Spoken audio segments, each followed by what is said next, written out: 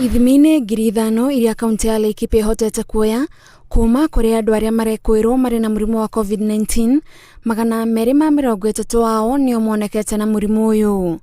Kuringana na ruhonge rwa ugima wa mwiri kaunti-ini ino, aruti wira 16 a thibitari itiganite ni gatagati ka aria marwarite na maumite thibitari-ini cia thirikari na cia andu kiumbe. And the good thing is that all of them have been asymptomatic.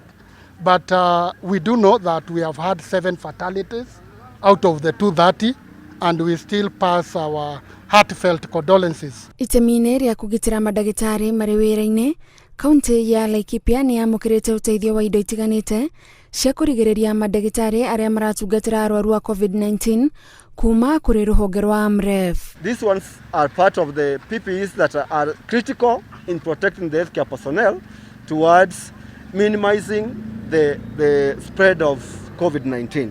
This will go a long way in helping infection prevention, especially at our isolation centers in Nyahururu and also in Nanyuki, Teaching and Referral Hospital, and also Nanyuki Annex, where we are having our health workers attending to COVID-19 cases. Oho arigitani a kaunti ya Laikipia ni mekuheo mathomo megie utarani uria magirirwo ni kuhe andu matura-ini uria magirigiriria kurwara murimu wa COVID-19. We have come down to the county to assist the county in terms of capacity building for the healthcare personnel and also the CHVs to be able to reach the community and sensitize our people so that they are able to obey the government directives and also take care of those who have been infected.